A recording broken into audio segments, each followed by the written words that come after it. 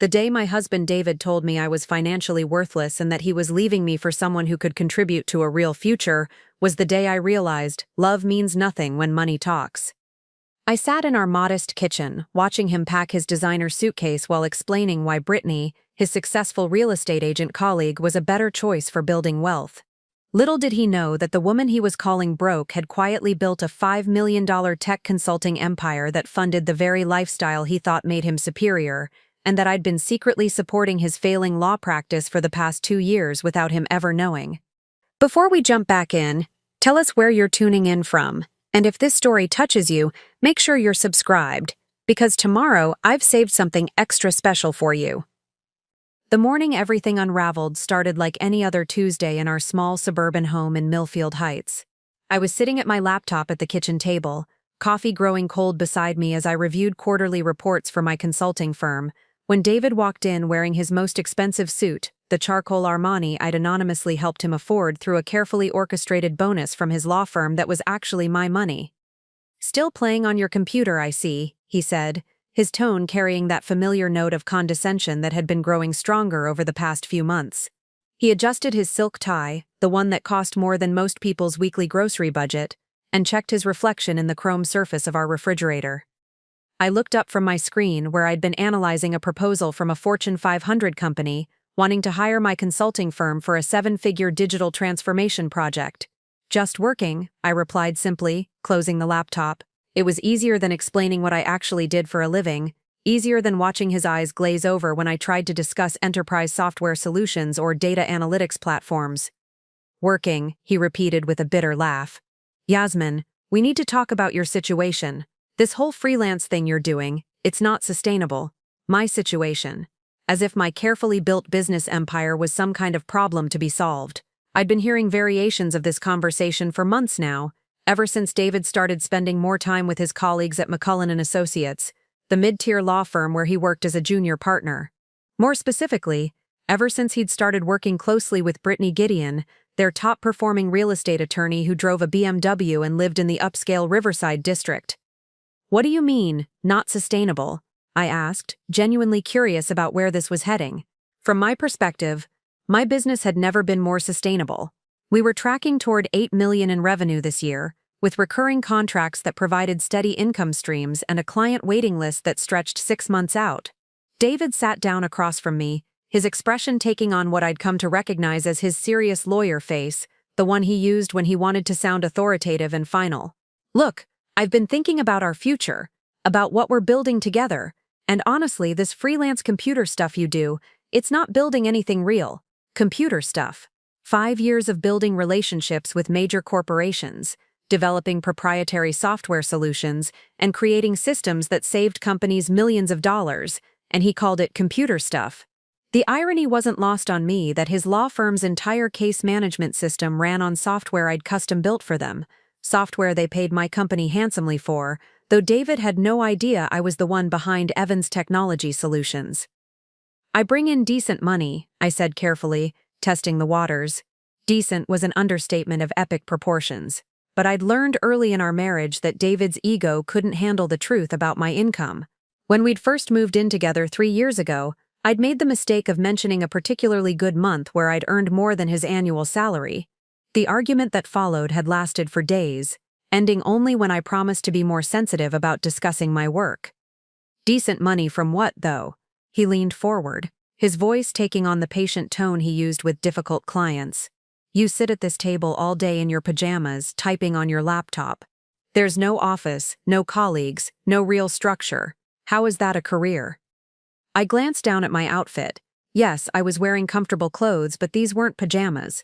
They were expensive athleisure wear that I could afford because my company had closed 3 major deals last quarter. But explaining that would require explaining everything else, and I wasn't ready for that conversation. "Not yet. It pays our bills," I pointed out, which was technically true, though dramatically insufficient in describing how my income had not only paid our bills but also quietly subsidized David's lifestyle in ways he'd never suspected. "Does it, though?" David's tone sharpened. "Because I've been looking at our finances, Yasmin, really looking at them, and the numbers don't add up." A chill ran down my spine. David had always been content to let me handle our household finances, claiming he was too busy with his legal work to manage domestic details. If he'd started digging into our accounts, there would be questions I wasn't prepared to answer. What do you mean, they don't add up? I mean, according to what you claim to make from your freelancing, we should be struggling to afford this place. But somehow we're not only making rent on this house, we're also paying for my car lease, my professional wardrobe, our dining out, vacations, all of it. Either you're lying about your income, or the money is coming from somewhere else. The accusation hung in the air between us. I felt my carefully constructed world beginning to shift, the foundation of our relationship suddenly feeling less stable than I'd thought. For 2 years, I'd been funneling money into our joint accounts through carefully orchestrated transfers, making it appear as though David's law firm was more successful than it actually was.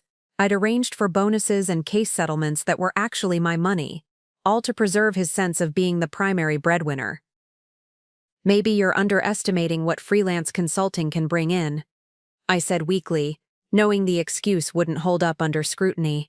David laughed, but there was no humor in it. Yasmin, I work with real businesses every day. I know what consultants make, especially the kind of small-time operation you're running. Computer repair and basic IT support doesn't generate the kind of money that supports our lifestyle. Computer repair, basic IT support. The words stung more than they should have. My company didn't repair computers.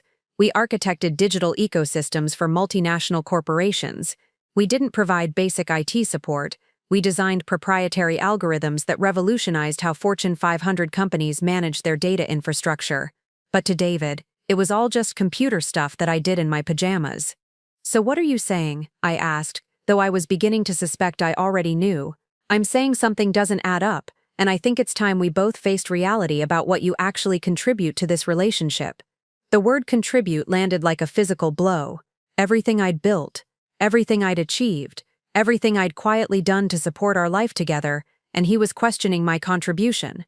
I looked at my husband across our kitchen table, seeing him clearly for perhaps the first time in our 3-year marriage, and I realized that the conversation I'd been dreading for months was finally about to happen. David stood up from the table, smoothing his tie with the kind of precision that had always impressed me when we first started dating.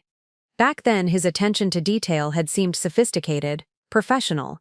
Now it felt performative, like he was constantly preparing for an audience that might judge him worthy or lacking. I've been talking to some people at the firm, he continued, walking to the window that overlooked our small backyard. Getting advice about financial planning, investment strategies, building real wealth for the future. The way he emphasized real wealth made my stomach tighten. I had a feeling I knew exactly who had been providing this advice, and it wasn't the senior partners at McCullen & Associates. What kind of advice? I asked, though I suspected I didn't want to hear the answer. Well, Brittany has some interesting perspectives on dual-income households and financial optimization. There it was. Brittany Gideon, with her perfectly blown-out hair and her BMW and her corner office that overlooked the financial district. She's built quite an impressive portfolio herself, you know. Real estate investments, stock options, retirement planning. She understands how money actually works. I felt something cold settle in my chest. And I don't understand how money works? David turned from the window, his expression almost pitying. Yasmin, you work from our kitchen table. You don't have a 401k, you don't have health insurance through an employer, you don't have any of the financial structures that create actual security. Whatever you're making from your computer work, it's not building anything lasting. The irony was so profound it almost made me laugh. My computer work had generated enough profit last year to buy 3 houses like the one we lived in. I had investment accounts David had never heard of, retirement funds that could support us both comfortably for decades, and a business valuation that placed my net worth in the millions. But explaining that would require explaining everything else, and I was beginning to realize that David might not be ready to hear it. Brittany thinks, he started, then caught himself. Brittany thinks what? I pressed. She thinks that in a modern marriage, both partners need to contribute equally to building wealth, not just paying bills month to month, but actually creating financial growth and security. I absorbed this, wondering how David would react if he knew that I'd been the one creating financial growth and security for our household from the very beginning. That his own law practice would have failed 6 months ago without the anonymous cash infusions I'd arranged through shell companies and fabricated legal settlements. Has Brittany shared these thoughts with you directly? I asked carefully. David's cheeks flushed slightly. Preparing and narrating this story took us a lot of time, so if you are enjoying it, subscribe to our channel. It means a lot to us. Now back to the story. We've had some conversations, yes. Professional conversations about financial planning and career development. Professional conversations. I'd been married to David long enough to recognize when he was being deliberately vague. What kind of professional conversations require discussing our personal finances? It's not like that, he said quickly, but his defensive tone suggested otherwise. Brittany is just very knowledgeable about these things. She's built a successful practice. She understands investment strategies. She has real expertise in financial growth. I stood up from the table, my laptop clutched against my chest like a shield. David, are you having an affair with Brittany? The question hung between us, direct and uncompromising. David's expression shifted through several emotions: surprise, guilt, indignation, before settling on something that looked like resignation. I'm not having an affair, he said finally, but I am questioning whether we want the same things out of life. What does that mean? It means I'm 32 years old, and I want to build something significant. I want a partner who shares that ambition, who brings real resources and connections to the table, someone who understands professional networking and wealth creation and long-term financial planning. Someone like Brittany, in other words. Someone who wore designer suits to an office and had business cards and attended networking events. Someone whose success was visible and quantifiable in ways that David could understand and appreciate. And you don't think I understand those things? I asked. Yasmin, you work in your pajamas. You don't have colleagues or professional relationships or any kind of business network. Your idea of a career milestone is getting another small client who needs their website fixed. Website fixes. The disconnect was so vast I almost didn't know how to bridge it. My most recent small client was a pharmaceutical company that had paid my firm $2.3 million to optimize their global supply chain management system, but David saw only what was visible to him. Me, at our kitchen table working on a laptop. What if I told you that my work was more substantial than you realize? I asked, testing the waters. How substantial could it be? David laughed, but there was an edge to it. Yasmin, I see our bank statements. I know what comes in and what goes out. Unless you're hiding money from me, your freelance work brings in maybe $40,000 or $50,000 a year. That's not substantial in terms of building real wealth. Hiding money, if he only knew. I had been hiding money, but not in the way he imagined. I'd been hiding how much I made, not how little. I'd been protecting his ego by making my success invisible, by funneling my earnings through complex financial structures that made it appear as though our comfortable lifestyle was the result of his legal work rather than my consulting empire. Maybe we should sit down and really look at our finances together, I suggested. All of them. David's expression shifted to something I couldn't quite read. Actually, that's part of what I wanted to talk to you about. I think we need to make some changes. What kind of changes? I think you need to get a real job, Yasmin. Something with steady income, benefits, professional growth opportunities, something that contributes meaningfully to our financial future. The word real hit me like a slap. Everything I'd built, everything I'd achieved, and he was telling me to get a real job. And if I don't want to do that?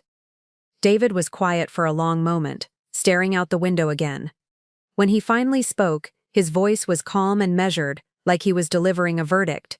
Then I think we need to seriously evaluate whether this marriage is working.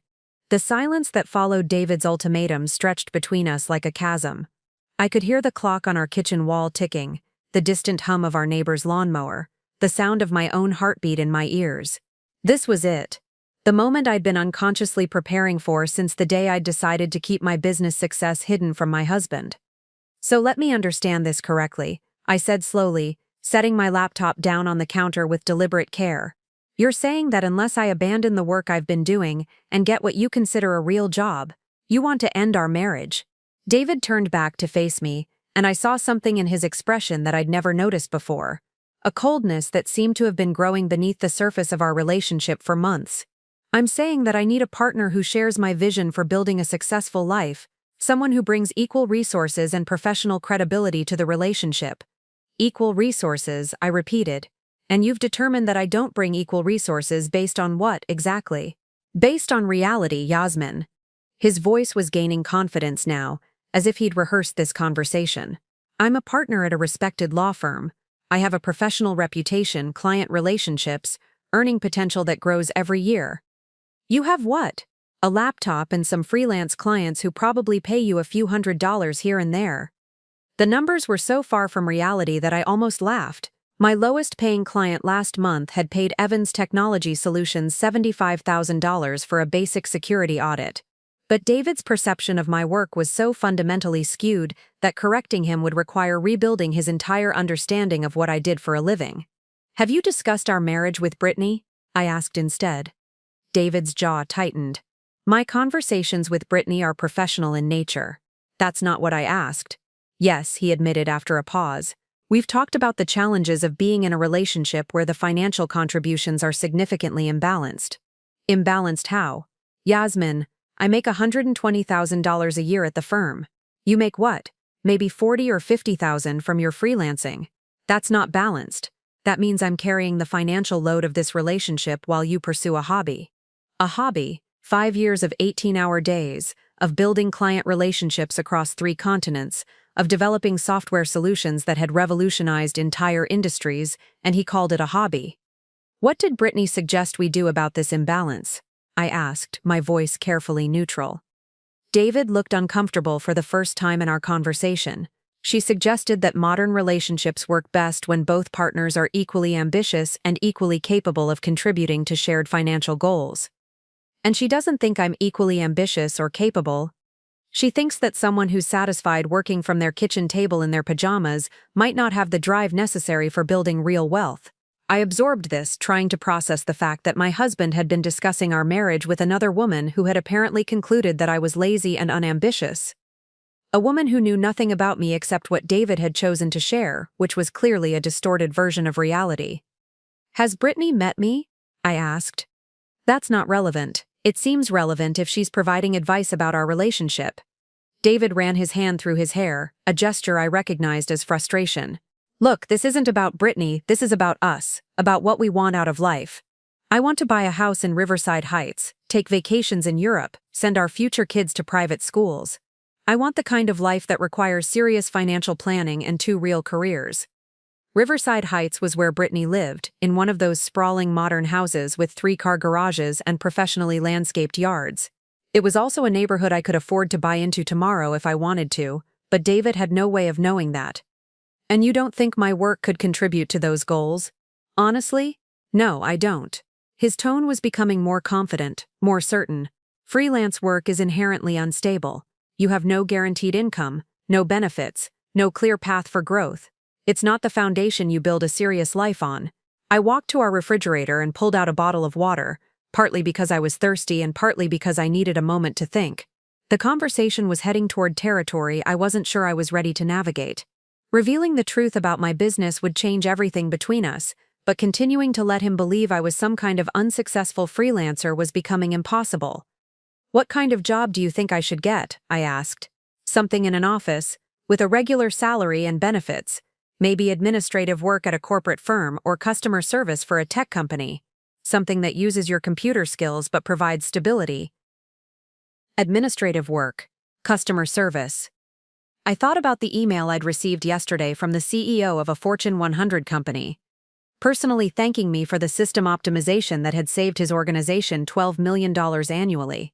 I thought about the speaking engagement I'd turned down last month at a technology conference in San Francisco, where they'd offered me a $50,000 fee just to present my research. And if I did that, I said carefully, you think our marriage would improve? I think it would give us a foundation to build on, David replied. Real financial security, shared professional goals, the kind of partnership that creates lasting wealth. But what if my current work is actually more financially successful than you realize? David laughed, and the sound stung more than it should have. Yasmin, I've seen our bank account. I know what you deposit every month. Unless you're keeping secret accounts that I don't know about, your freelance work barely covers our grocery bills. Secret accounts. If only he knew how accurate that statement was, though not in the way he imagined. David, I said slowly, what if I told you that everything you think you know about my work and my income is wrong? His expression shifted to something between amusement and pity. I'd say that wishful thinking doesn't change bank statements. David's dismissive laugh echoed in our kitchen, and something inside me finally snapped. Not into anger exactly, but into a kind of crystalline clarity about the dynamics that had been shaping our marriage for 3 years. I realized that I'd been so focused on protecting his ego that I'd never stopped to consider what that protection was costing me. "You know what's interesting, David?" I said, leaning against the counter. "You keep talking about financial contributions and shared goals, but I don't think you actually know what those words mean." His eyebrows rose. "Excuse me? Tell me about your law practice. How's McCullen and Associates doing financially this year?" David's confidence faltered slightly. "We're doing fine, growing steadily." "Really? Because I remember you mentioning some concerns about cash flow a few months ago. Something about difficulty collecting on some major accounts?" "Every business has temporary cash flow issues," he said defensively.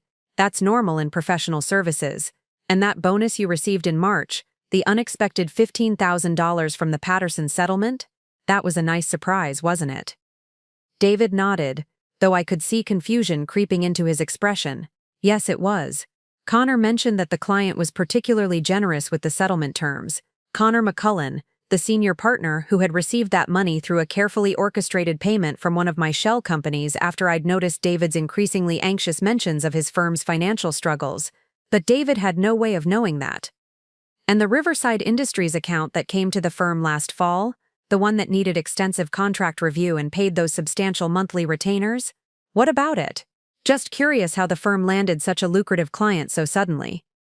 David was looking at me strangely now. "Yasmin, why are you asking about my work? These are internal firm matters." "Because I'm trying to understand how you've calculated our respective financial contributions," I replied. "You seem very confident about your income and very dismissive of mine, but I'm wondering if you have all the information you need to make that comparison." "I know exactly what I make and what you make," he said firmly. "The numbers aren't complicated." I walked to the kitchen drawer where we kept important documents and pulled out a folder I'd been maintaining for months. Bank statements, tax documents, financial records that David rarely looked at because he trusted me to handle our household finances. "Let's look at the numbers together," I suggested, spreading the papers across the kitchen table. "Since we're talking about restructuring our entire marriage based on financial contributions." David approached reluctantly, his lawyer instincts probably telling him that he was walking into some kind of trap, though he couldn't figure out what kind. "Here's your salary from McCullen and Associates," I said, pointing to his W-2 from last year. $120,000, like you said." "Right. And here are the bonuses and additional payments you received throughout the year." I laid out several deposit slips, each representing money I'd funneled into our accounts through various channels: the Patterson settlement bonus, the Riverside Industries referral fee, the year-end profit sharing, another $43,000 total. David studied the papers, nodding. "Yes, it was a good year." "It was, very good. Surprisingly good, actually, considering how worried you were about the firm's finances earlier in the year." "What are you getting at, Yasmin?" "I'm getting at the fact that your successful law career isn't quite as successful as you think it is." I pulled out another set of documents, the real financial records for McCullen and Associates that I'd obtained through my business connections. "Your firm was 3 months away from bankruptcy last winter. The only reason it survived was because of several large, unexpected clients that appeared just when the firm needed them most." David's face was growing pale. "How do you have access to the firm's financial records?" "Because one of those unexpected clients was my company," I said simply. "Evans Technology Solutions. We hired McCullen and Associates for contract review and legal consultation on several major deals." "That's impossible. I would have known if you would have known if you'd been assigned to the account. But Connor handled it personally, and I specifically requested that you not be involved to avoid any conflict of interest." David stared at the documents, his confidence crumbling as he tried to process what I was telling him. "You're saying your freelance work hired my law firm." "I'm saying my company hired your law firm. There's a difference." "Your company?" I opened my laptop and pulled up the Evans Technology Solutions website, scrolling to the leadership page where my professional headshot appeared under the title Founder and CEO.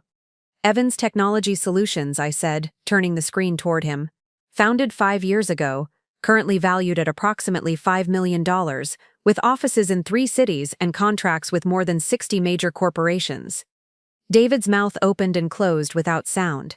He looked from the website to me and back again, as if trying to reconcile the woman he'd been married to for 3 years with the professional executive smiling from the computer screen. "This can't be real," he said finally. "It's very real. We just closed a deal last week with Morrison Industries for $1.8 million. Next month, we're starting a consulting contract with Global Dynamics that will pay us $2.4 million over 18 months. But you work from our kitchen table in your pajamas. I work from our kitchen table because I own the company and I can work wherever I want. I wear comfortable clothes because I don't need to impress anyone with my wardrobe. My work speaks for itself. David sank into a chair, still staring at the laptop screen. Why didn't you tell me? Because every time I tried to talk about my work, you dismissed it as computer stuff and changed the subject. Because when I mentioned earning good money, you got angry and accused me of making you feel inadequate. Because I thought preserving your ego was more important than getting credit for my success. $5 million, he repeated weakly. $5 million and growing. We're projecting $8 million in revenue this year, and you've been supporting our lifestyle this whole time? I've been supporting your law firm too, I said quietly. Those mysterious bonuses and unexpected clients? That was me, David. I've been keeping your career afloat for 2 years. The silence that followed my revelation was unlike anything I'd ever experienced in our marriage. David sat motionless at the kitchen table, staring at my laptop screen as if the words founder and CEO might rearrange themselves into something that made sense within his understanding of our relationship. I could practically see his mental framework crumbling in real time. You've been lying to me for 3 years, he said finally, his voice barely above a whisper. I've been protecting you for 3 years, I corrected. There's a difference. Protecting me from what? From the truth about your own insecurities. The words came out harder than I'd intended, but I was tired of cushioning every interaction to preserve his feelings. David, every time I tried to share my successes with you, you made it clear that my achievements made you uncomfortable. That's not true. Really? I pulled out my phone and scrolled through my notes app, where I'd been documenting our conversations for months without really understanding why. March 15th, after I closed the Henderson deal, you said, "Do you have to sound so excited about work all the time? It makes it seem like you care more about your clients than your husband." David's face flushed. I don't remember saying that. April 22nd, when I mentioned the technology conference invitation, you said, "Who would want to hear you speak at a conference? You work alone from our kitchen." May 3rd, when that article about supply chain optimization mentioned my company. Stop, David interrupted. I get it. Do you? Because I have 2 years' worth of these conversations, David. 2 years of you systematically dismissing everything I tried to share about my work. So yes, I stopped sharing. I made my success invisible so you could feel better about yourself. He stood up abruptly, pacing to the window again. You made me look like a fool. I made you look successful. Your colleagues think you're thriving financially. Your firm survived because of my intervention. Because everyone else knows the truth, don't they? Your clients, your employees, whoever wrote that article you mentioned, they all know that you're some hotshot CEO while I'm just what? Just a small-time lawyer whose wife has been secretly propping up his entire life. The bitterness in his voice was startling.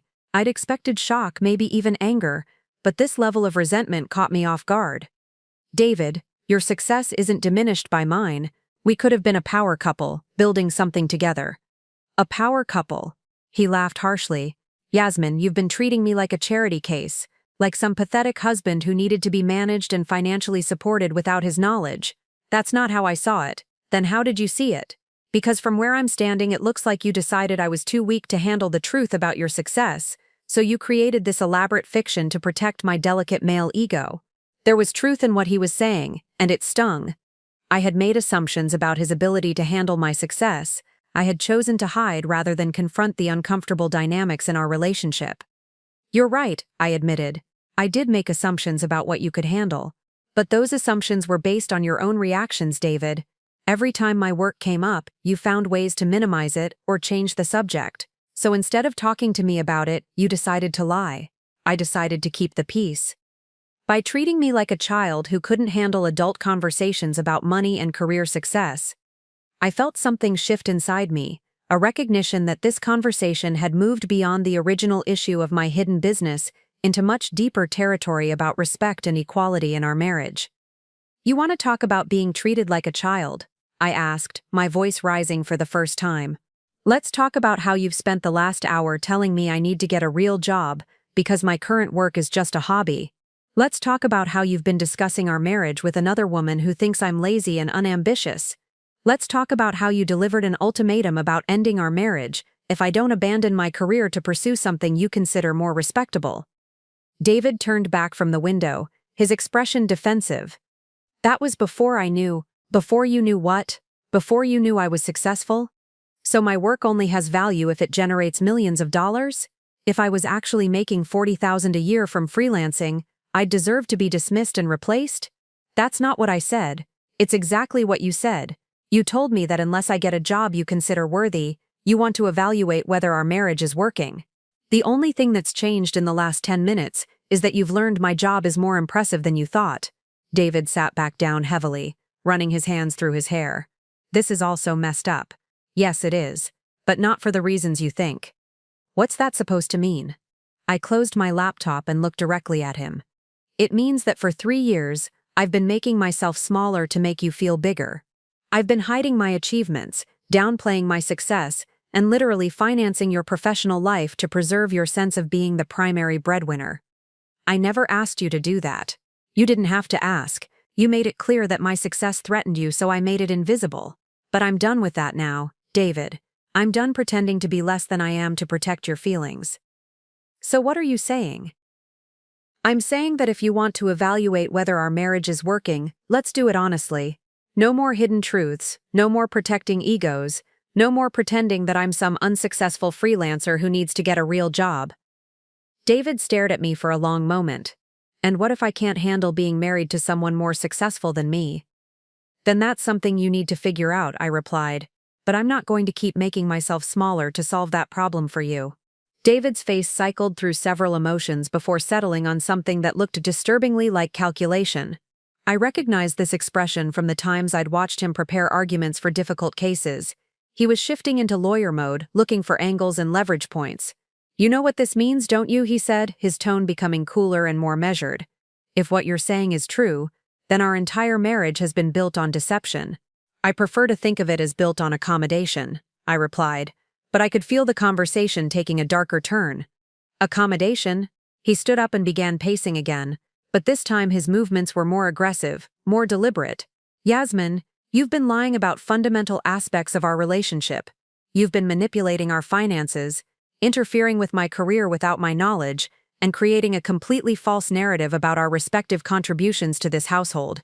I've been trying to preserve our marriage while building a successful business. By treating me like an incompetent child who needed to be managed. His voice was rising now, taking on the courtroom intensity he used when cross-examining hostile witnesses. Do you have any idea how humiliating this is? To find out that my wife has been secretly controlling our entire financial life while letting me believe I was supporting us. Supporting us? I felt my own anger beginning to surface.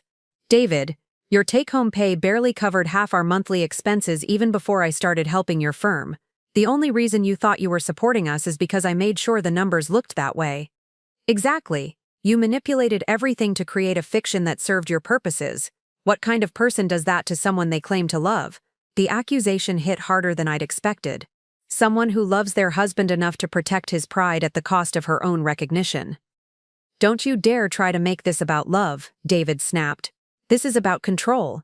You've been controlling our entire relationship while maintaining the illusion that I had any agency in our financial decisions. I stared at him, recognizing something ugly emerging in his tone and posture. This wasn't just shock or hurt feelings. This was David repositioning himself as the victim in a narrative where he'd been planning to leave me for another woman just an hour ago.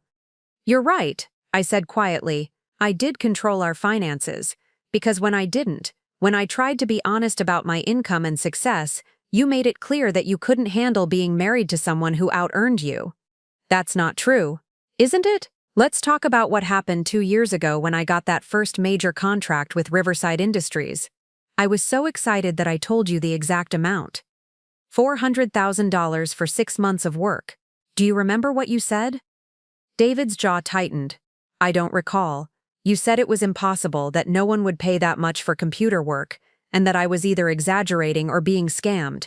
When I showed you the contract, you accused me of making you feel inadequate and asked why I needed to show off about money. I was trying to protect you from potential fraud. You were protecting yourself from feeling inferior, and when I kept succeeding, when the contracts kept getting bigger, You found more creative ways to dismiss what I was doing. So yes, I started hiding it. I started making my success invisible so you could feel like the successful one in our marriage. David stopped pacing and turned to face me directly. And now you think you can just reveal all of this and expect everything to go back to normal? I don't expect anything to go back to normal. Normal wasn't working. Normal was working fine until you decided to blow everything up with your dramatic revelations. I felt something cold settle in my stomach. David, normal was you planning to leave me for another woman because you thought I was financially worthless. I wasn't planning to leave you for Brittany. Then what exactly were you planning? He was quiet for a moment, and I could see him weighing his words carefully. I was planning to give you an opportunity to step up and become the kind of partner I need for my future. The kind of partner you need. Yes, someone who shares my professional ambitions, who can contribute meaningfully to building wealth, who understands how to move in successful social circles. Someone like Brittany. Brittany is an example of the kind of professional woman who understands these things. Yes. I felt a laugh bubble up from somewhere deep and bitter. David, do you realize what you just said? You were going to leave me unless I became more like the woman you're having an affair with. I'm not having an affair. Then what do you call spending months discussing our marriage with another woman who's convinced you that your wife is a liability to your future success? David's face flushed red. I call it getting perspective from someone who understands professional achievement and financial planning. And what does Brittany think you should do now that you know the truth about my professional achievement? The question hung in the air between us, and I saw something flicker in David's expression that confirmed what I was beginning to suspect. You've already told her, haven't you? I said. You've already discussed this revelation with Brittany. I haven't told her anything specific, but you've talked to her about our conversation today. David's silence was answer enough. When? I pressed. When did you talk to her about this? I may have mentioned that you'd made some claims about your business being more successful than I'd realized. You called her. While I was upstairs getting dressed after our conversation, you called Brittany and told her about my company. I needed to talk to someone who could help me process what this means for our future. The betrayal was so complete, so immediate, that I almost couldn't process it. Within hours of learning the truth about my success, David had shared that information with the woman he'd been considering leaving me for. What did she say? I asked, my voice deadly calm. She said that this changes some things but not the fundamental compatibility issues in our marriage. Compatibility issues. She thinks that someone who's been capable of this level of deception might not be trustworthy in other areas of the relationship. The weight of David's betrayal settled over me like a heavy blanket. Not only had he immediately shared my private business information with another woman, but Brittany had somehow managed to twist my years of financial sacrifice into evidence that I was untrustworthy. The irony was so profound it took my breath away.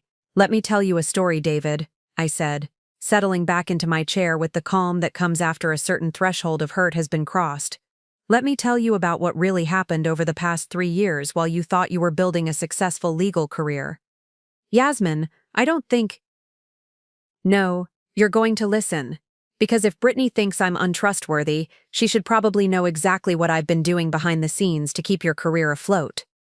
I opened my laptop again and pulled up a folder I'd never intended to show him. Detailed financial records, email chains, and bank transfers that told the real story of our marriage. It started in our first year together, I began. Remember when you got that job at McCullen & Associates? You were so proud, so excited about your future in law. What you didn't know was that the firm was already struggling financially. Connor McCullen had overextended on office rent and equipment leases, and they were hemorrhaging clients to larger firms. David's expression was skeptical. How could you possibly know that? Because 3 months into your employment there, Connor approached my company for help. Not knowing I was married to you, he hired Evans Technology Solutions to modernize their case management system and help them streamline operations to reduce costs. I pulled up the original contract, showing David the signature and letterhead. $200,000 for a complete digital overhaul. That contract saved the firm from bankruptcy. That's impossible. I would have known about a major technology upgrade. You did know about it, you just didn't know who provided it. Remember the new computer system that got installed that fall? The case management software that made everything so much more efficient? That was my design, my team's implementation. David stared at the screen, and I could see recognition dawning. The system we still use now? The same one. But that was just the beginning. I scrolled through more documents, 6 months later, when the firm was still struggling to attract high-paying clients, I arranged for Riverside Industries to hire them for legal services. Riverside Industries was already our client. Riverside Industries became your client because I recommended McCullen & Associates to their board of directors. I'd been consulting for them for 2 years, and they trusted my judgment about service providers.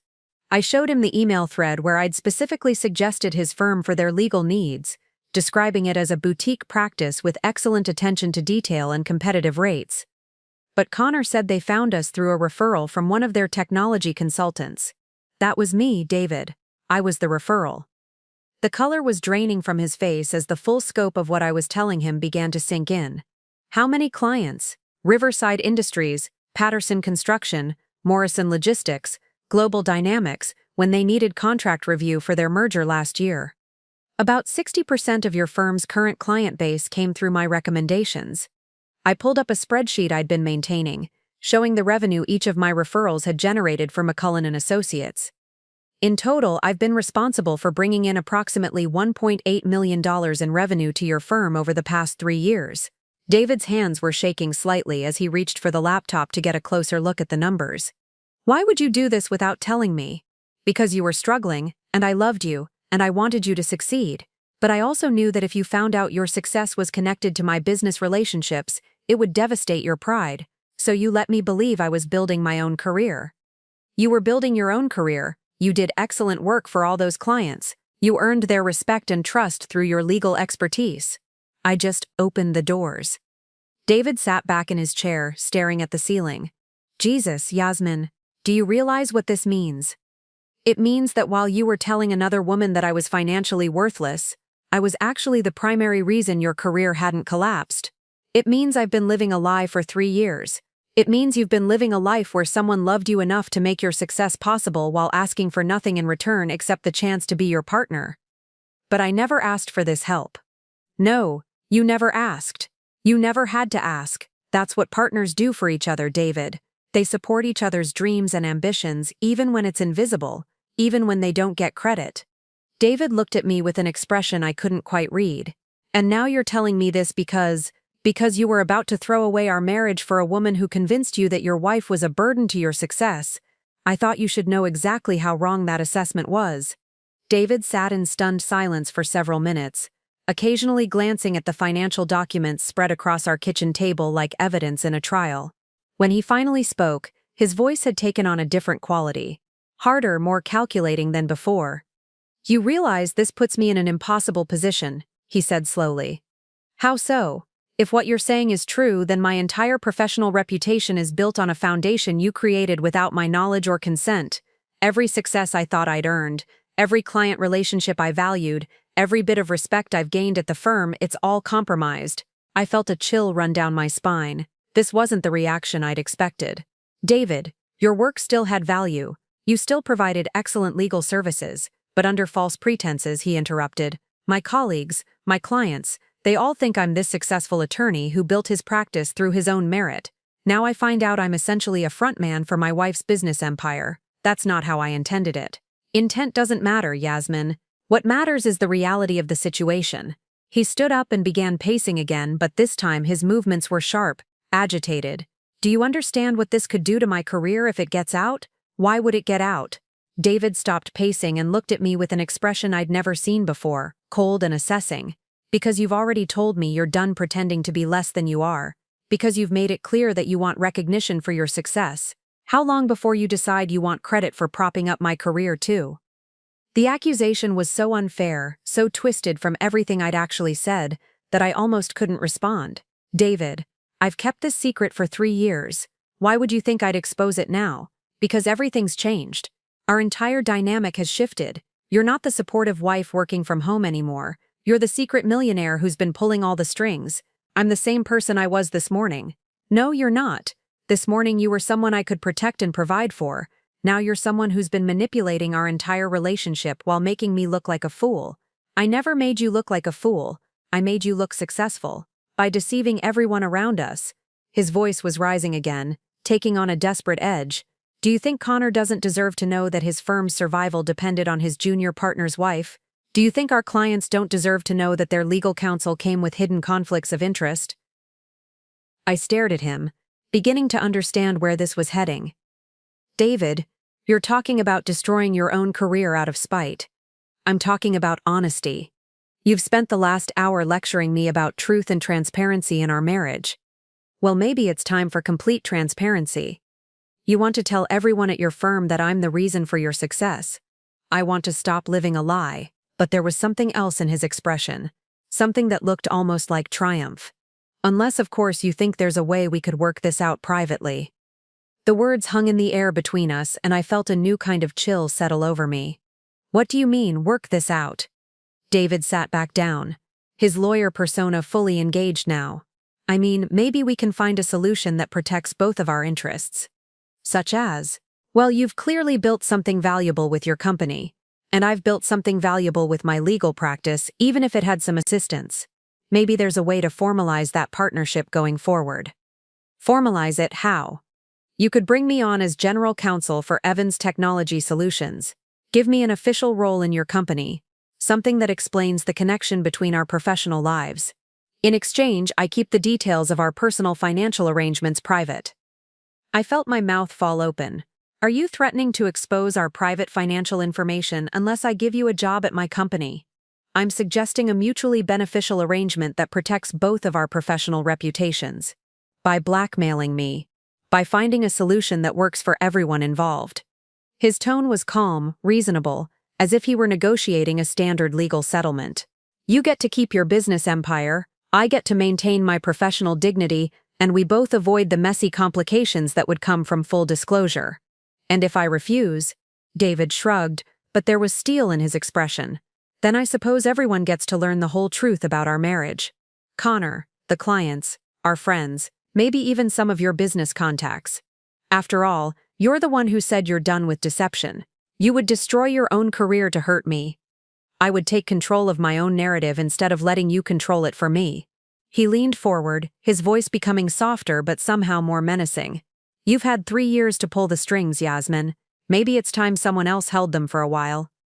I looked at my husband across our kitchen table and realized I was looking at a stranger. The man sitting across from me bore no resemblance to the David I'd married 3 years ago. That David had been insecure about money. Yes, but he'd also been kind, supportive, and fundamentally decent. This David was something else entirely. Calculating, manipulative, and apparently willing to destroy both our careers out of wounded pride. You know what's interesting about threats, David? I said, closing my laptop with deliberate calm. They only work if the person making them has more to lose than the person receiving them. What's that supposed to mean? It means you seem to think I'm the one with secrets to hide. I stood up and began gathering the financial documents from the table. But I'm not the one who's been having an emotional affair with a colleague. David's face went pale. I told you, I'm not having an affair with Brittany. Maybe not physically, but you've been sharing intimate details about our marriage with another woman, seeking her advice about whether to leave me, and using her opinions to justify ultimatums about our relationship. What would you call that? That's completely different. Is it? Because I'm pretty sure Connor McCullen and the other partners at your firm would have some strong opinions about junior associates who compromise their judgment by becoming emotionally entangled with colleagues. David's confidence faltered slightly. There's nothing unethical about consulting with a colleague about professional matters. Professional matters. You told me yourself that you've been discussing our personal finances, our marriage problems, and your plans for our future with Brittany. That's not professional consultation, that's emotional intimacy. I walked to our kitchen drawer and pulled out a small digital recorder I'd started keeping there months ago when David's behavior had begun to change. In fact, I think Connor would be very interested to hear about how his junior partner has been sharing confidential firm financial information with other employees. What are you talking about? You told Brittany about my company hiring the firm, didn't you? You shared details about client contracts and revenue figures to explain how your wife might be more successful than she appeared. That's a violation of attorney-client privilege, David. David's face went from pale to ashen. I didn't share anything specific. You shared enough for her to form opinions about my business practices and their impact on your career, which means you violated confidentiality agreements to justify your personal relationship problems to another woman. I set the recorder on the table between us. So let's talk about mutually assured destruction, shall we? You think you can threaten to expose my financial support of your career? Fine, but I can expose your ethical violations and emotional affair with equal effectiveness. You're bluffing.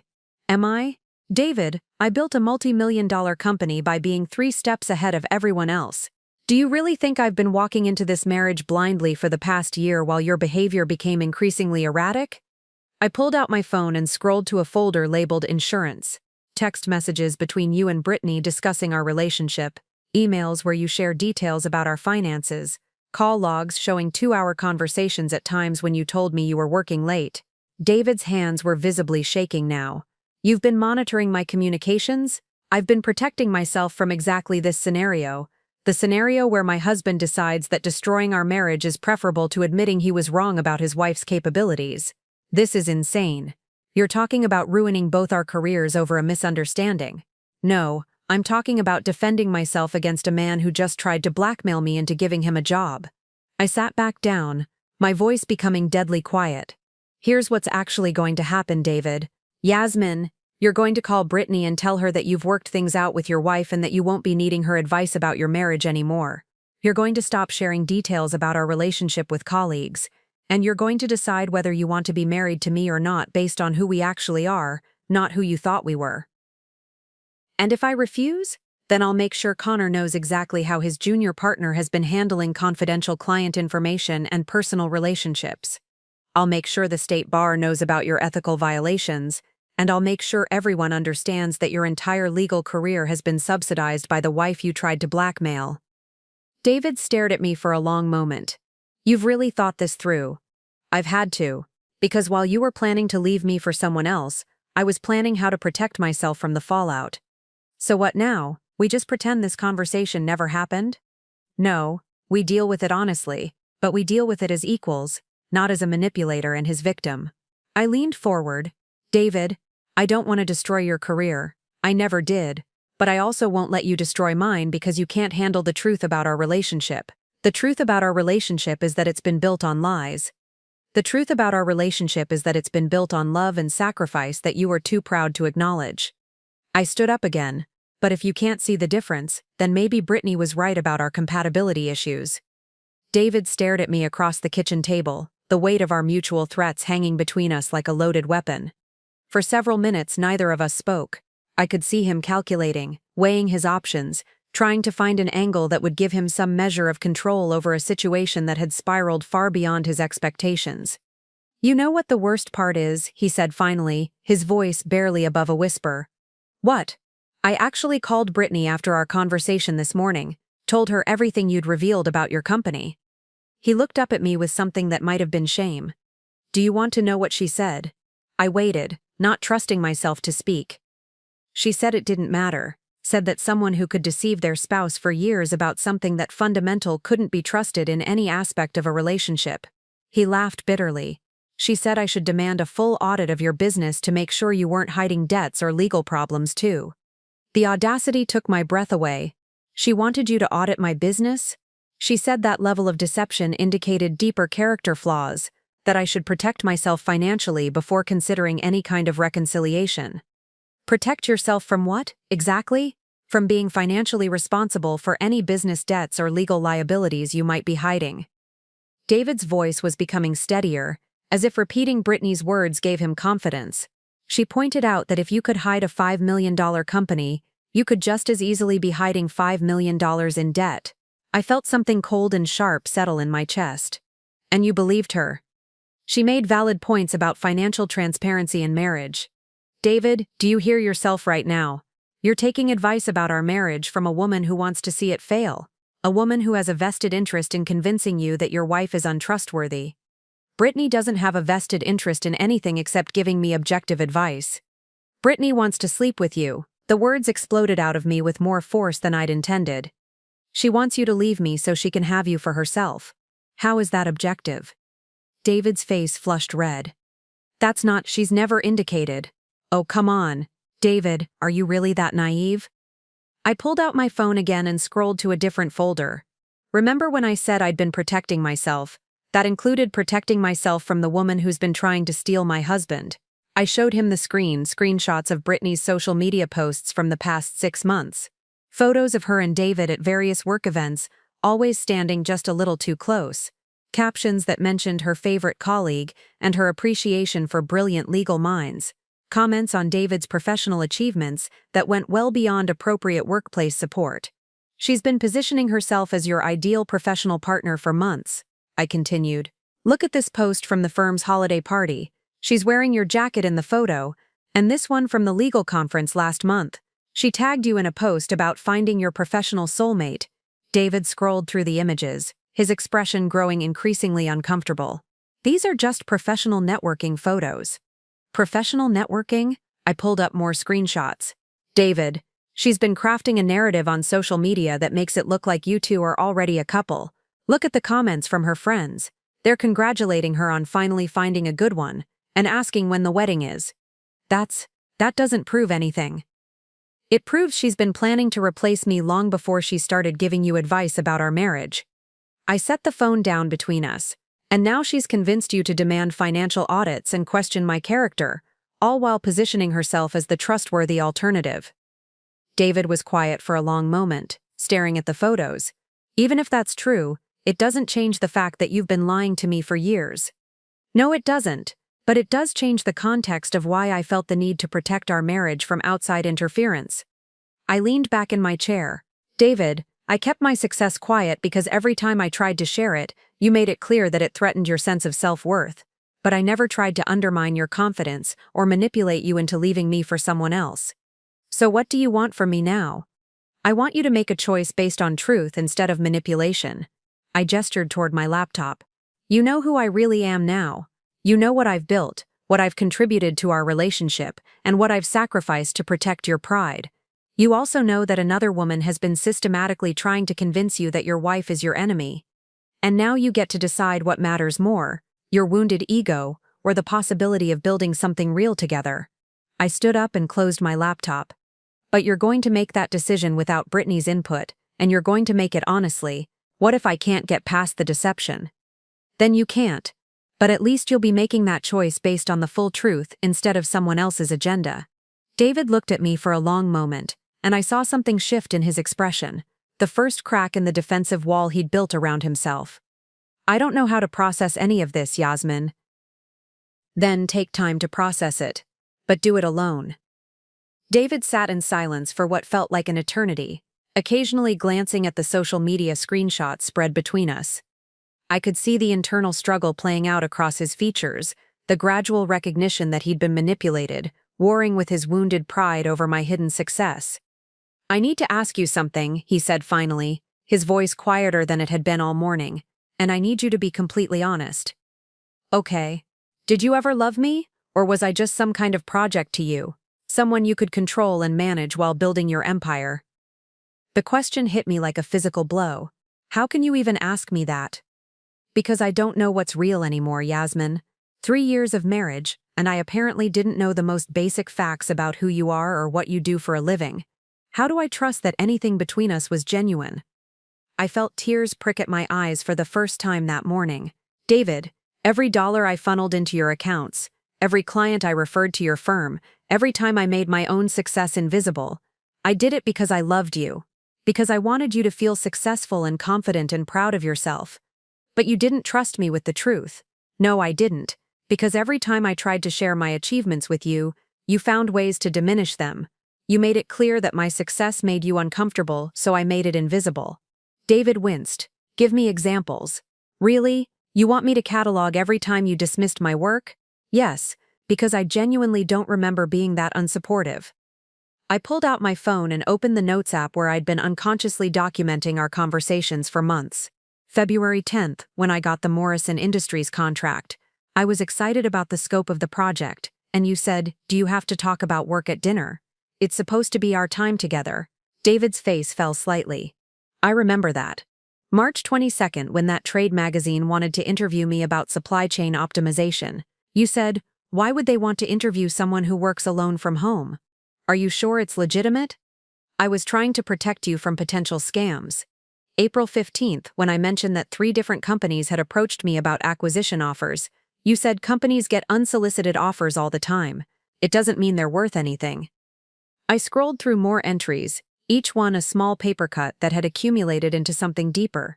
May 3rd, when you found that article that mentioned Evans Technology Solutions as an industry innovator, you read the whole thing and never once connected it to my work, even though I'd tried to tell you about those innovations months earlier. Because you never told me your company was called Evans Technology Solutions. Because every time I tried to explain what I actually did, you changed the subject or found ways to minimize it. You made it clear that you didn't want to hear about my work, so I stopped sharing. David was quiet for a moment, staring at my phone. That's not how I intended to come across.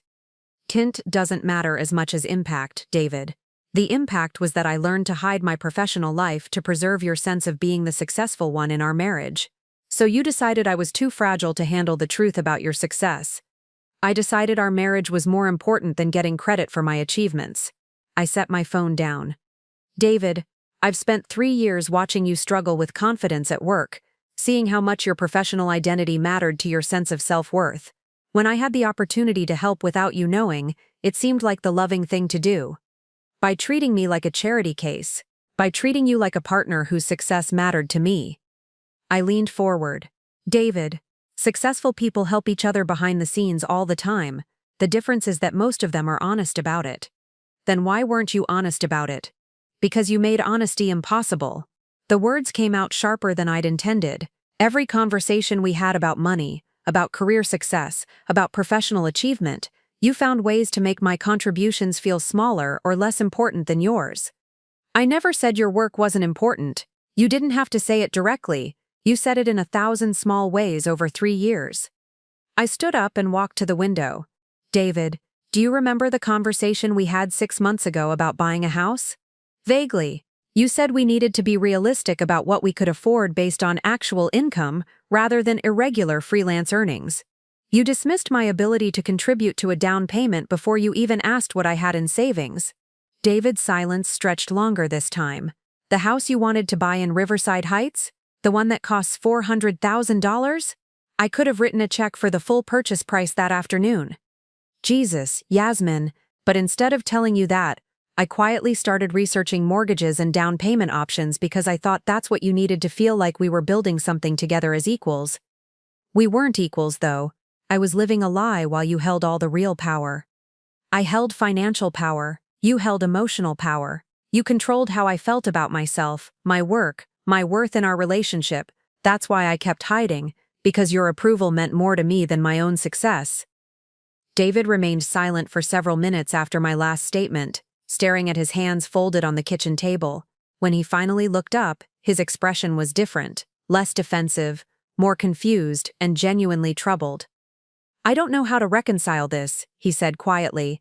The woman I thought I married, and the woman sitting across from me now, it's like you're two completely different people. I'm the same person I've always been. You just never saw all of me. But that's just it. Yasmin, how can I trust anything about our relationship if you were capable of hiding something this massive for 3 years?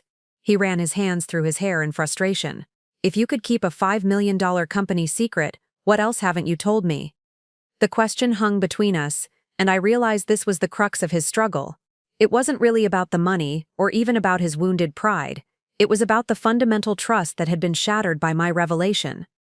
There's nothing else, David. The business, the financial support I provided your firm, the client referrals, that's everything. My life is exactly what it appeared to be, except for the scale of my professional success. How am I supposed to believe that? Because in 3 years of marriage, have I ever lied to you about anything else? Have I ever betrayed your trust or acted in a way that suggested I was deceptive about other aspects of our life? David considered this, and I could see him mentally reviewing our relationship for other signs of deception. No, he admitted reluctantly, but this is such a huge thing to hide. It is, and I understand why that makes everything else feel uncertain. I leaned forward. David, can I ask you something now? Okay. When did you start having feelings for Brittany? His face flushed immediately. I told you, I don't have feelings for. Please don't lie to me. Not after everything we've just been through. David was quiet for a long moment, clearly struggling with whether to be honest. About 4 months ago, he said finally. Maybe 5. What changed? She started paying attention to me in a way that felt different. Asking about my cases, complimenting my legal strategy, making me feel like I was actually good at what I do. And I wasn't making you feel good at what you do. You never really asked about my work anymore. Most of our conversations were about practical things, schedules, household stuff, your freelance projects that I didn't really understand. I absorbed this, recognizing the truth in it. In my effort to hide my own professional life, I'd also withdrawn from his. You're right. I stopped engaging with your work because I was afraid of accidentally revealing too much about how I knew your clients or your firm's financial situation. So we both started disconnecting. Yes. But David, you responded to that disconnection by developing feelings for another woman. I responded by working harder to support your career behind the scenes. David winced. When you put it like that, it sounds pretty damning. I'm not trying to make you feel guilty. I'm trying to help you understand that people handle relationship problems differently. My instinct was to give more, even if it was invisible. Your instinct was to look elsewhere for what you felt was missing. But I never acted on those feelings. Emotionally, you did. You started sharing intimate details about our marriage with her. You sought her advice about whether to leave me. You allowed her to influence your perception of me and our relationship. David looked uncomfortable. I see that now. Do you? Because 4 hours ago you were ready to end our marriage based on her assessment that I was financially worthless and professionally unambitious. I wasn't ready to end our marriage for her. Then why were you ready to end it? David was quiet for a moment, because I felt stuck, like I was married to someone who didn't share my ambitions or understand what I wanted out of life. What do you want out of life, David? Success, recognition, the respect of my peers, financial security, a partner who enhances my professional reputation rather than, I don't know, someone I have to make excuses for. And you thought I was someone you had to make excuses for. Honestly? Yes. When colleagues asked what my wife did for work, I never knew how to explain it in a way that sounded impressive. The admission stung, but it also clarified something important. So your feelings for Brittany weren't really about her specifically. They were about having a partner whose success was visible and socially acceptable. Maybe, David admitted, she represents the kind of professional partnership I thought I wanted. Thought? I don't know what I think anymore. He looked around our kitchen, taking in the modest space where I'd built a multi-million-dollar empire. Everything I believed about our relationship, about you, about myself, it's all been turned upside down. That must be terrifying. It is. But it's also, he paused, searching for the right word, humbling. To realize how wrong I was about someone I've lived with for 3 years. Wrong about me, or wrong about what success looks like. David met my eyes for the first time in our conversation that felt truly honest. Both, David's admission hung in the air between us, and for the first time all morning, I felt like I was talking to my husband rather than a stranger. The defensive posturing had dropped, replaced by something more vulnerable and genuine. So where does that leave us? I asked quietly. I honestly don't know. David leaned back in his chair, looking exhausted. Everything I thought I understood about our relationship has been completely reframed. I need time to process what this means. Time to process or time to talk to Brittany about it? David's face tightened. That's not fair. Isn't it? Because 4 hours ago you were taking her advice about ending our marriage. How do I know you won't do the same thing again? Because 4 hours ago, I didn't know the truth about your business or about how she's been manipulating the situation. But you still have feelings for her. David was quiet for a long moment. Yes, he said finally. I do. But I'm beginning to understand that those feelings were based more on fantasy than reality. What do you mean? I mean, I was attracted to the idea of her, the successful, visible professional partner who would enhance my reputation.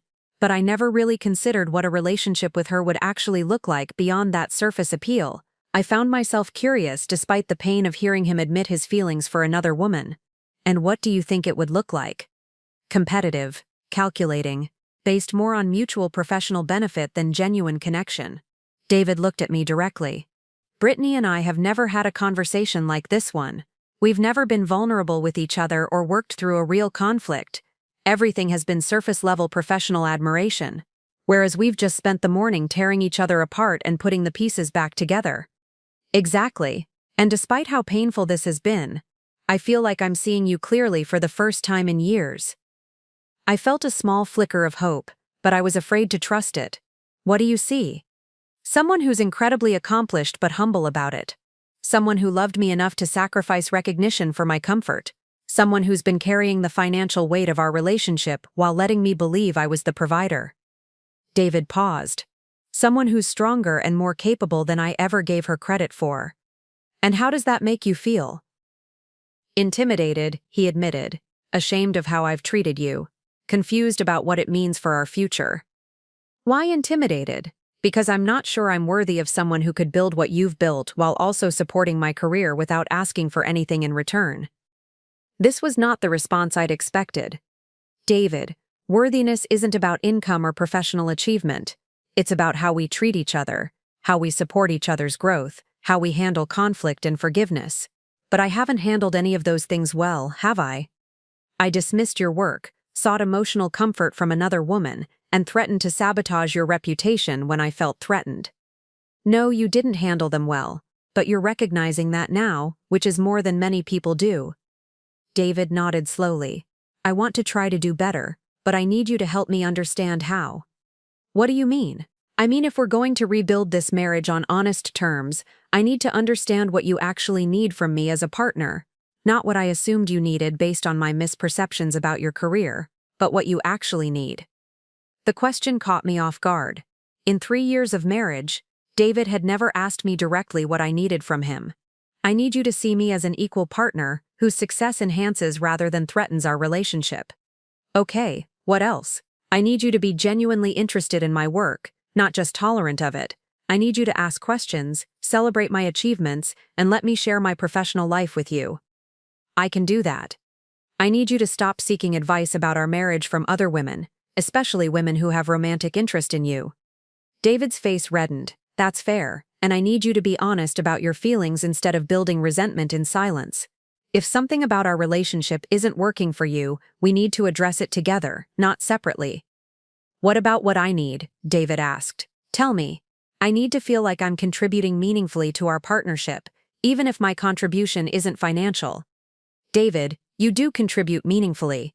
Your legal expertise, your analytical thinking, your attention to detail, those are valuable skills that could enhance my business if you wanted to be involved. You'd want me involved in your company? Not in the way you suggested this morning. Not as a way to manage a threat, but as a genuine partner who brings complementary skills to the table. Yes, David looked surprised. I thought you wanted to keep your business separate. I wanted to keep it secret, but if we're rebuilding on honest terms, separation doesn't have to be part of that. So what would that look like practically? It would look like us being a real team instead of two people living parallel lives while pretending to be married. Our conversation was interrupted by the sound of David's phone ringing. He glanced at the screen and his face went pale. It's Connor, he said, referring to his senior partner. I should probably take this. I nodded, stepping into the living room to give him privacy, but I could still hear his side of the conversation. Hello, Connor? Yes, I'm at home. What kind of situation? I see. When did this happen? No, I had no idea. I'll be right there. David appeared in the doorway, his expression troubled. I need to go to the office. There's been some kind of emergency with one of our major clients. Which client? Riverside Industries. Apparently they're terminating their contract with us effective immediately, and Connor can't figure out why. They've been one of our most satisfied clients for 3 years. I felt my stomach drop. Riverside Industries was one of the clients I'd referred to David's firm, and they were also one of my oldest consulting clients. If they were terminating their legal contract suddenly, it might be related to something happening with my business. Did Connor say anything else? Just that their general counsel called this morning and said they'd be transitioning to a different firm for all future legal work. No explanation, no complaints about service quality, just a clean break. David grabbed his jacket from the hall closet, then paused at the door. Yasmin, you said you recommended McCullen and Associates to Riverside Industries originally. Do you still have a relationship with them? Yes, a close one. They're actually one of my largest clients. Could you call them? Find out what's happening? I hesitated. Making that call would require revealing to David the full extent of my business relationships, but it would also be helping his firm potentially save a crucial client. I'll call their CEO directly, I said. Give me 10 minutes. David left for the office, and I immediately dialed George Reed, Riverside Industries' chief executive officer, whom I'd worked with for 4 years on various technology initiatives. Yasmin, George's voice was warm when he answered. Perfect timing. I was just thinking about you. George, I need to ask you about something. Did you terminate your legal services contract with McCullen and Associates this morning? There was a pause. Yes, we did. Why? Because my husband works there, and I'm the one who originally recommended the firm to you 3 years ago. Your husband works at McCullen and Associates. George sounded surprised. You never mentioned that. It's a long story. But George, they're excellent attorneys. Connor McCullen is devastated about losing your account. What happened? Nothing happened with their legal work. They've been fantastic. But we received some concerning information this morning about potential conflicts of interest within the firm. My blood ran cold. What kind of information? Someone called our legal department and suggested that one of McCullen's junior partners might be compromising client confidentiality by sharing case information with outside parties for personal reasons. I closed my eyes, immediately understanding what had happened. Who called you? A woman named Brittany Gideon. She said she was an attorney who felt obligated to report potential ethical violations she'd witnessed. The room seemed to spin around me. Brittany hadn't just been manipulating David. She'd been actively sabotaging his career while positioning herself as the ethical alternative. George, I need you to know that whatever Brittany Gideon told you is not accurate. She's been trying to interfere in my marriage and has been spreading false information about my husband's professional conduct. That's a serious allegation, Yasmin. It's a serious situation. David has never violated client confidentiality or compromised his professional ethics in any way. Brittany Gideon has been manipulating information to damage his reputation. George was quiet for a moment. What do you want me to do? I want you to give McCullen and Associates a chance to address your concerns directly before making any final decisions. And I want you to know that if you're looking for legal representation you can trust completely, Connor McCullen and his team are among the most ethical attorneys I've ever worked with. Including your husband? Especially my husband. After I hung up with George, I immediately called David. Connor's office, he answered tersely. David, it's me. Don't say anything, just listen. Brittany Gideon called Riverside Industries this morning and told them you were violating client confidentiality. She's trying to destroy your career. The silence on the other end of the line stretched so long I thought the call had dropped. David, I'm here. Connor's standing right next to me. Put me on speaker. Yasmin, I don't think. David, put me on speaker. Connor needs to hear this directly from me. I heard David explain to Connor who I was. Then the line shifted to speakerphone. Mrs. Evans, this is Connor McCullen. I understand you have information about why Riverside Industries terminated our contract? Mr. McCullen, I'm the CEO of Evans Technology Solutions. I've been Riverside's primary technology consultant for 4 years, and I'm the one who originally recommended your firm to them. I just spoke with their CEO, and I can assure you that their decision was based on false information provided by someone with a personal vendetta against my husband. False information. Information suggesting that David had violated client confidentiality, which is categorically untrue. The person who provided this information has been trying to interfere in our marriage and damage David's career for her own purposes. Connor's voice was sharp when he responded. Do you know who provided this information? Brittany Gideon. The silence that followed was deafening. The silence in Connor's office was broken by what sounded like papers being shuffled. Then Connor's voice, tight with controlled anger. Mrs. Evans, are you certain about this information? Absolutely certain. George Reed, Riverside's CEO, told me directly that Brittany Gideon called their legal department this morning claiming to report ethical violations. I can provide you with his contact information so you can verify this yourself. That won't be necessary. I believe you. Connor's tone had shifted to something coldly professional. David, I need you to step out of my office for a moment while I make some calls. I heard David's voice, shaky and uncertain. Connor, I swear I never. David, I know you didn't violate any confidentiality agreements, but I need to handle this situation with Miss Gideon immediately. After David left Connor's office, Connor's voice came back on the line, more direct than before. Mrs. Evans, I need to ask you some questions, and I need completely honest answers, of course. How long have you known about the financial struggles our firm has faced over the past few years? I took a deep breath, realizing that full transparency was now unavoidable.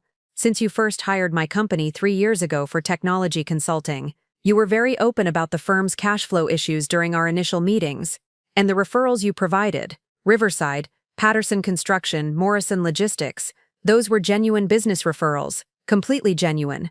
I've worked with all of those companies for years, and I recommended your firm because I knew you provided excellent legal services at competitive rates, but you also knew it would benefit your husband's career. Yes, I did. But Connor, every referral I made was based on genuine professional relationships and my honest assessment of your firm's capabilities. I never recommended McCullen and Associates to a client who wouldn't benefit from your services. Connor was quiet for a moment. And your husband knew nothing about your business relationships with these clients? Nothing. I kept my professional life completely separate from his because I was concerned about potential conflicts of interest, both real and perceived. Mrs. Evans, I need you to understand something. What Brittany Gideon did this morning, calling our clients with false allegations, that's not just unethical behavior, it's potentially criminal interference with business relationships. What are you going to do? I'm going to call George Reed myself and clarify the situation. I'm going to contact the state bar about Miss Gideon's conduct, and I'm going to have a very serious conversation with her about her future at this firm. Connor, I said carefully, I think you should also know that Brittany has been having inappropriate conversations with David about our marriage. She's been positioning herself as his advisor about whether he should leave me. That explains a great deal about David's behavior over the past few months, Connor said grimly. Mrs. Evans, I want to be very clear about something. Your husband is one of the most ethical attorneys I've ever worked with. His legal work has been exemplary, and his conduct with clients has been beyond reproach. Thank you for saying that. I'm not saying it to be kind.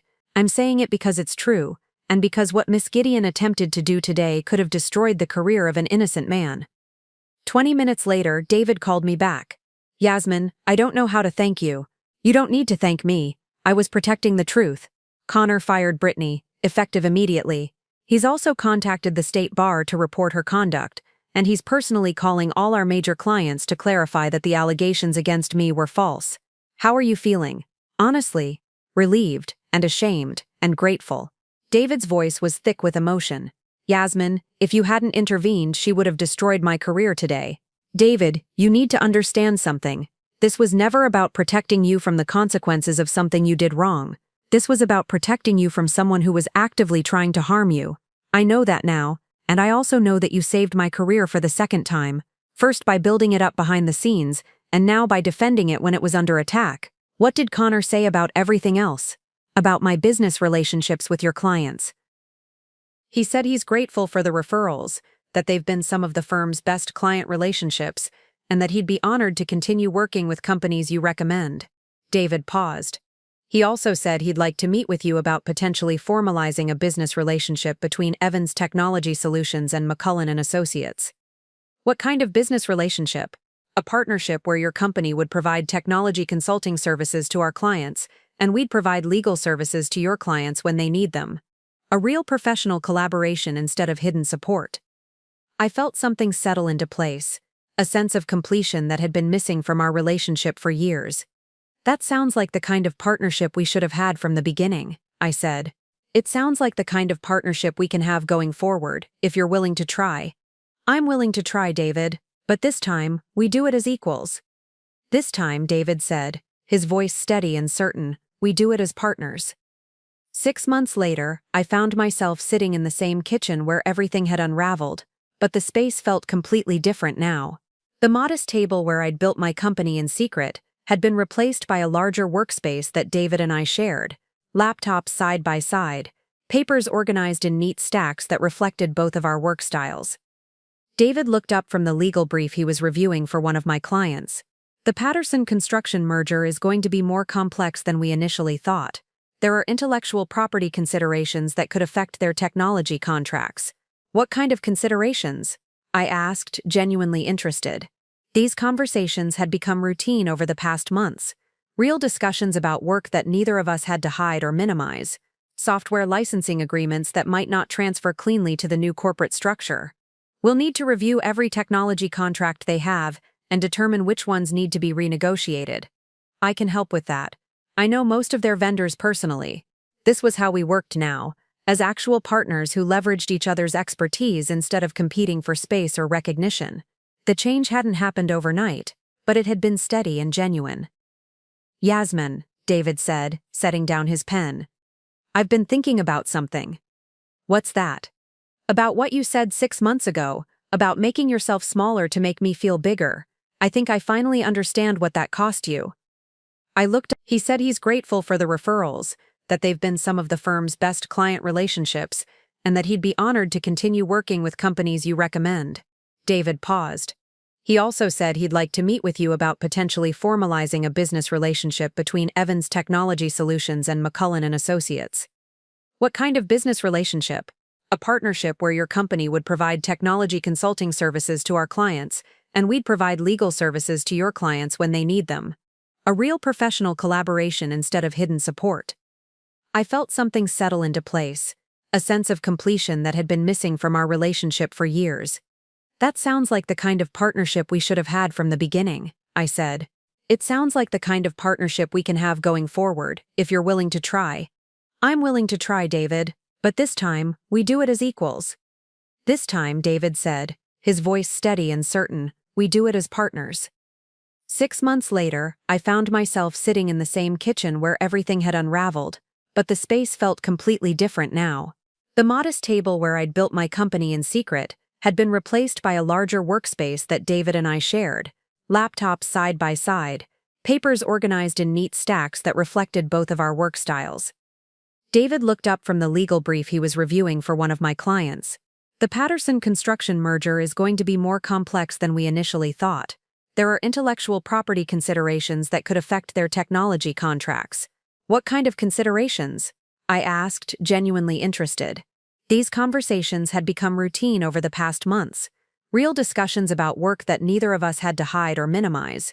Software licensing agreements that might not transfer cleanly to the new corporate structure. We'll need to review every technology contract they have and determine which ones need to be renegotiated.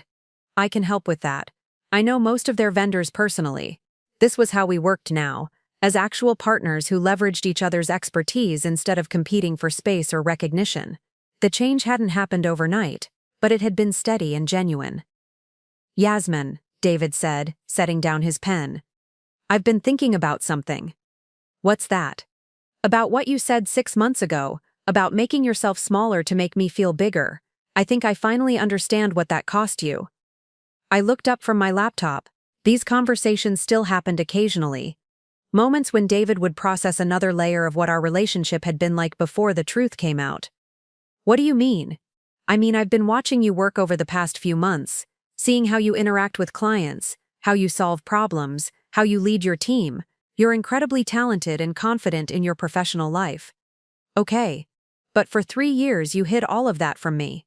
You made yourself smaller, not just financially, but intellectually, creatively, professionally.